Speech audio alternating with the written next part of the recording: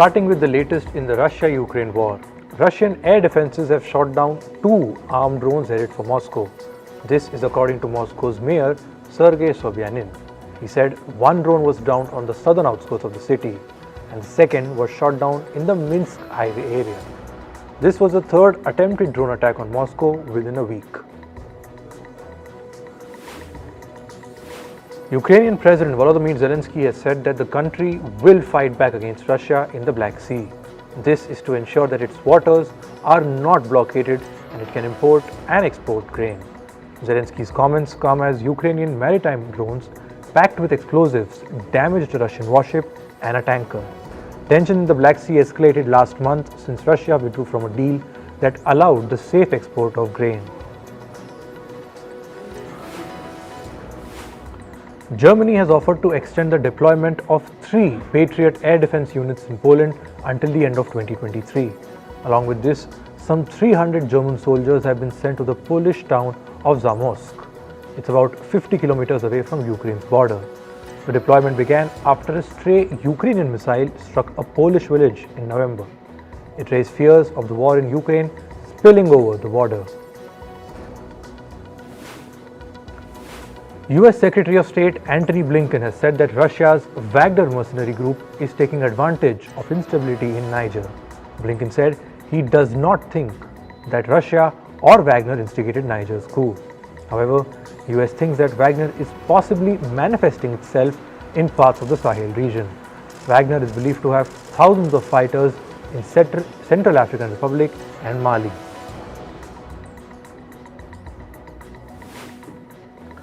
Pakistan's Prime Minister Shehbaz Sharif will write to the country's President Arif Alvi to dissolve the National Assembly. This will bring the current government's term to a premature end. The government announced that assemblies will be dissolved 3 days ahead of the mandated period. Elections will be held within 90 days.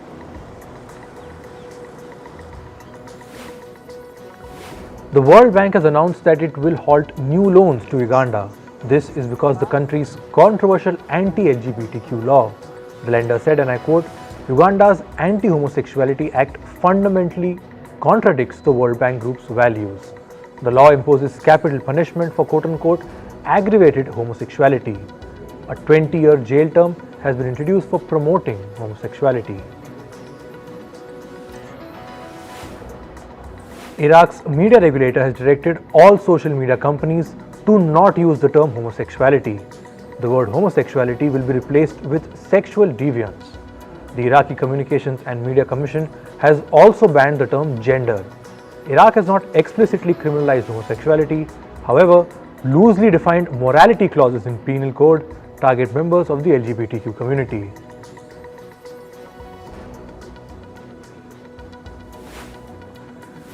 U.S. President Joe Biden has said that he will be traveling to Vietnam shortly. This is because the country wants to elevate its relationship with the U.S. and become a major partner. Biden made remarks while speaking at a fundraiser in New Mexico. In April, Vietnamese Prime Minister Pham Minh Chinh and U.S. Secretary of State Antony Blinken had expressed a desire to deepen ties.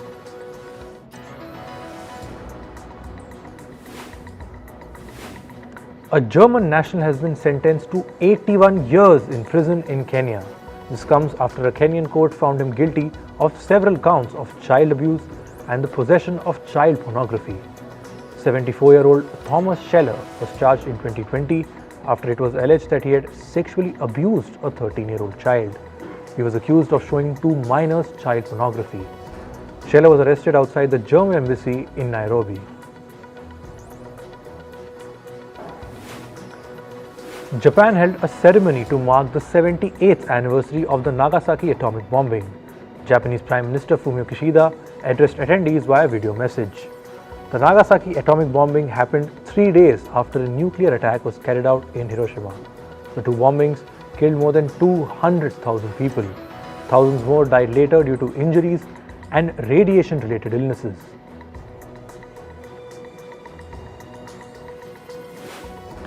Moving to climate, heavy rain has pounded South Korea's southern regions as Typhoon Khanun approaches.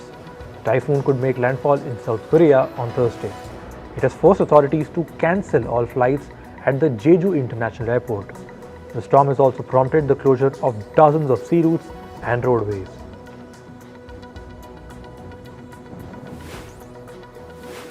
Meanwhile, heavy winds and rain from Typhoon Khanun continue to batter Japan. This comes as another storm approached from the east to possibly threaten the capital city of Tokyo. Trains and flights have been cancelled in some cities. Japan's meteorological agency issued weather warnings to many parts of the country.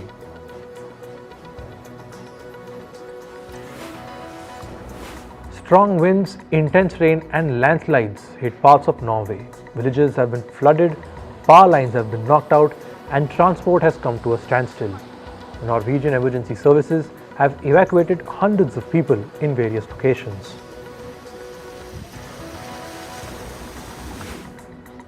A fierce storm lashed the U.S. state of Massachusetts on Tuesday.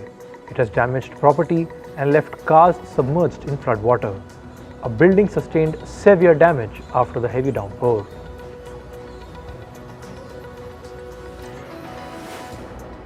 Meanwhile, footage shows a large tornado sweeping through the U.S. state of Colorado.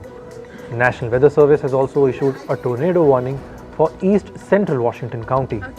Americans are enduring extreme weather throughout the country. Heat waves, thunderstorms, hail, and flooding and tornadoes are all wreaking havoc.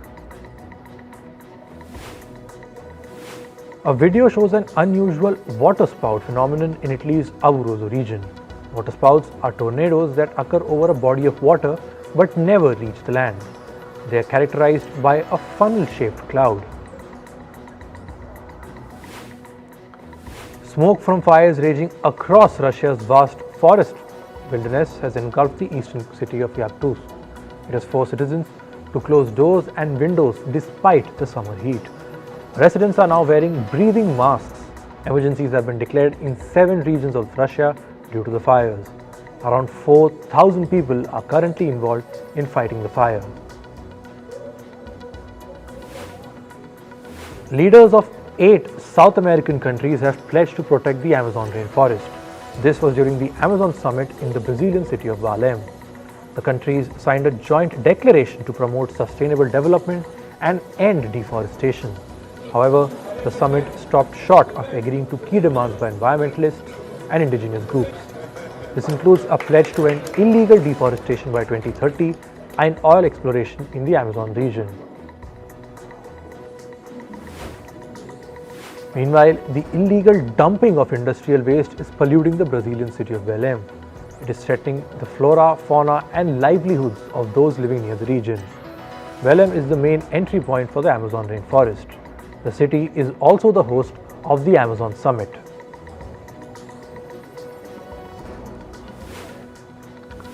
The International Whaling Commission had issued an extinction alert for the endangered vaquita porpoise. A report by the IWC showed an 83% drop in the vaquita population between 2015 and 2018. Its population is estimated to have shrunk to less than a dozen. On to business and tech now. Reports say Walt Disney has created a task force to study artificial intelligence.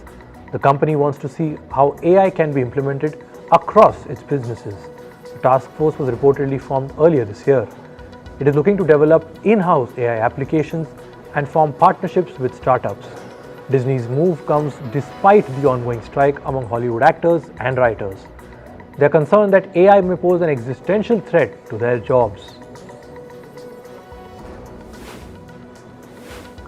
Reports say Universal Music and Google are in talks to license artists' voices and melodies. This is for artificial intelligence generated songs or AI generated songs. The goal is to develop a tool for fans to create tracks legitimately using the artist's AI voices. It will also pay the owners holding the copyright. The report added that artists are free to opt out of the process. A U.S. judge has rejected Google's bid to dismiss a lawsuit. The lawsuit claims that the tech giant invaded the privacy of millions of people by secretly tracking their internet usage. The suit alleges that Google's analytics, cookies, and apps let the company track their user activity. This is even when they set the Google Chrome browser to incognito mode and other browsers to private browsing mode. Canadian news industry groups have asked the country's antitrust regulator to investigate Meta platforms. This is over the company's decision to block news on its platforms in the country. The publishers accuse Meta of abusing its dominant position in the market.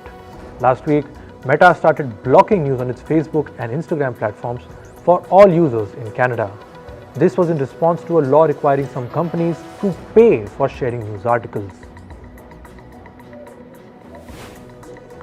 Meanwhile, Meta Platforms is asking a court in Norway to stop a fine imposed by the country's data regulator. Norway's data regulator fined Facebook's parent company over privacy breaches. Meta is now asking for a temporary injunction against the order. The company's petition will be presented on the 22nd of August during a 2-day hearing.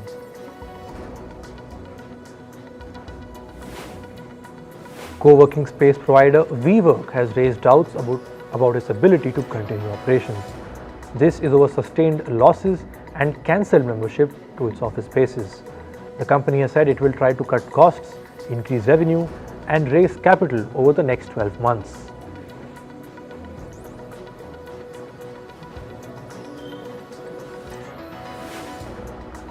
Ratings agency Moody's has said that the U.S. banking sector is still strong. This is after the agency downgraded some small to mid-sized lenders yesterday. The company has also warned that it may cut the ratings of several other banks. The company's managing director Anna Arsov said that the move was in response to some economic headwinds. Arsov added that it did not mean to indicate that the system is broken. U.S. regulators have fined 9 Wall Street companies more than $500 million. This includes companies like Wells Fargo, BNP Paribas, and Societe Generale. The fine is over company employees using personal messaging apps to discuss deals, trades, and other business. Taiwanese chipmaker TSMC has said that its board has approved the construction of the firm's first European factory. The factory will be built in Germany, and the company will invest nearly $4 billion in this project. TSMC has been in talks with Germany since 2021 to build a fabrication plant in the country. China fell into deflation in the month of July. This is according to the country's National Bureau of Statistics. The Consumer Price Index or CPI for the month dropped 0.3% or 0.3% year on year. CPI is one of the most popular measures of inflation and deflation.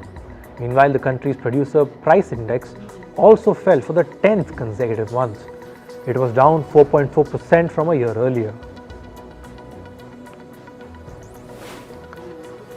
Moving to sports, in cricket, India beat the West Indies by 7 wickets in the third T20 match.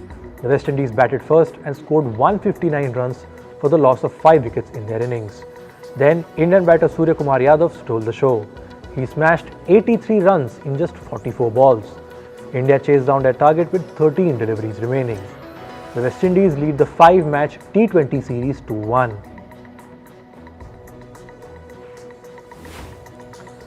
Veteran pacer Trent Boult has been included in New Zealand's team. This is for their upcoming one-day international series against England. 34-year-old Trent Boult will join the Kiwi squad after a gap of almost 12 months. Meanwhile, Kyle Jamieson has also been included in the 15-man squad. New Zealand will play 5 ODI matches against England from the 8th to the 15th of September.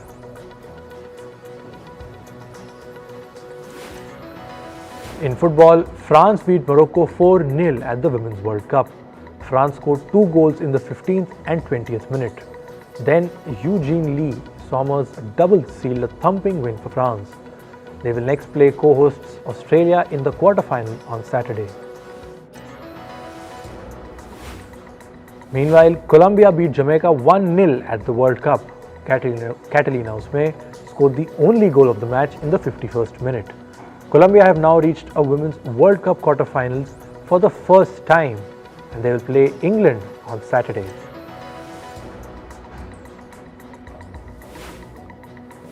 English Premier League club Arsenal are closing in on signing goalkeeper David Raya. According to reports, Arsenal and Brentford have agreed to a transfer of the Spanish goalkeeper. The financial details have not been officially disclosed, but reports say Raya is set to join Arsenal for a transfer fees of around $38 million.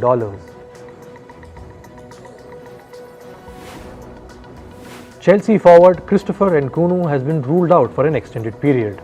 The Frenchman has undergone surgery after suffering an injury to his right knee. He will miss out as Chelsea will play Liverpool in their 2023-2024 season opener on Sunday. The Champions League qualifier between clubs AEK Athens and Dynamo Zagreb was postponed. This was after fans of the two clubs clashed against each other yesterday. One fan of AEK Athens died in the violence after he was stabbed multiple times. At least 8 other fans were wounded. Police officials have arrested 98 people in connection with the incident. Both the clubs have condemned the violence.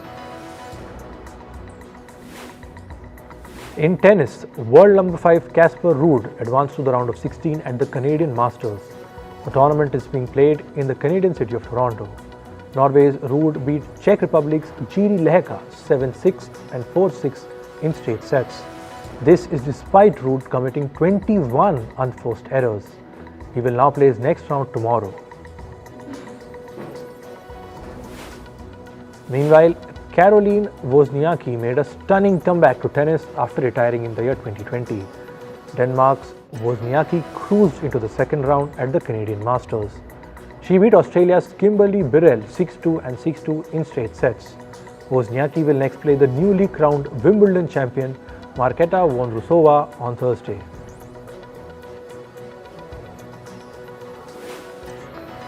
India's shot put champion Tajinder Singh Toor has pulled out of this year's World Athletics Championship. The World Athletics Championship will be held in Hungary from the 19th to the 27th of August. Toor is dropping out of the athletics meet because he is still recovering from a groin injury which he suffered in the month of July. Meanwhile, Indian high jumper Tejaswin Shankar will also skip the World Athletics Championship. Shankar said he would rather prepare for the Asian Games, which will begin in September.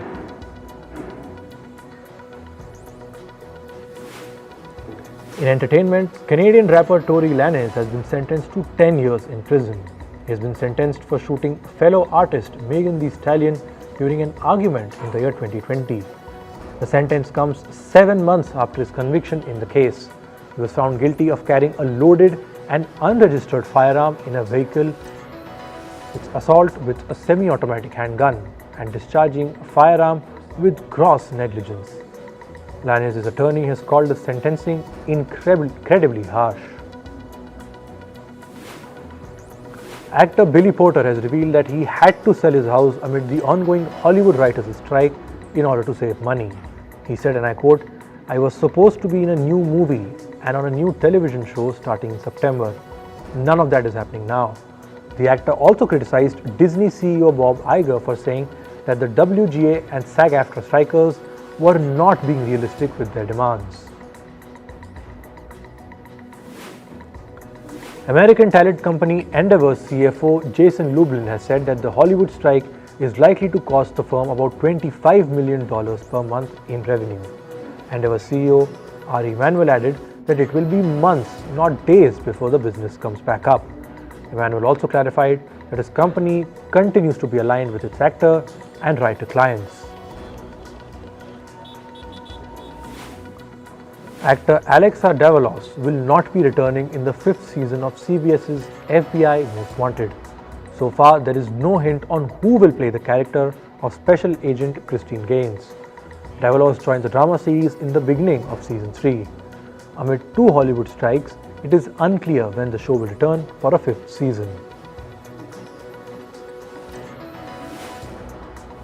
Jeff Rowe, the director of Teenage Mutant Ninja Turtles Mutant Mayhem, and the movie's producers have said that animators of the movie were taken care of and were not overworked. They said that the staff could work on the movie while maintaining a good work-life balance. Rowe revealed that the staff worked 3 days a week, while some opted to work from home in Scotland. Nominations for the 2023 MTV Video Music Awards are out. Singer Taylor Swift has 8 nominations, including Video of the Year, Artist of the Year, and Song of the Year. Other artists nominated in the Video of the Year category are Miley Cyrus for Flowers, Sam Smith for Unholy, and Doja Cat for Attention. Artists nominated for Song of the Year are Rima and Selena Gomez for Calm Down, Olivia Rodrigo for Vampire, and Steve Lacy for Bad Habit. The Made in America festival has been cancelled this year. Organizers have cited severe circumstances outside of production control behind the decision. The headliners for the event included singer Lizzo. She recently faced a lawsuit for sexual harassment and creating a toxic working environment.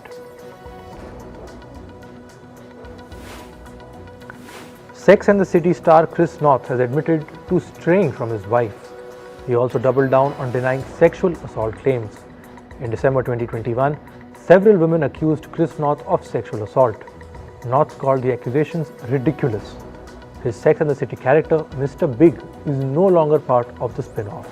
In fact, his co-stars Sarah Jessica Parker, Cynthia Nixon, and Christine Davis issued a joint statement in support of the accusers, commending them for coming forward. Actor Jada Pinkett Smith has shared a glimpse of her hair growth journey. In an Instagram post, Smith said, "This hair is acting like it's trying to make a comeback. Still have some trouble spots, but we'll see." The actor has spoken about her battle with alopecia over the years. Alopecia is a form of hair loss that can be hereditary or because of hormonal changes. And finally, streaming platform Max will be paying a tribute to late actor Angus Cloud. An in memoriam card will be added to some episodes of the drama series called Euphoria. Cloud played the role of a drug dealer in the show. The actor's mother recently shed light on his final moments and clarified that his death was unintentional.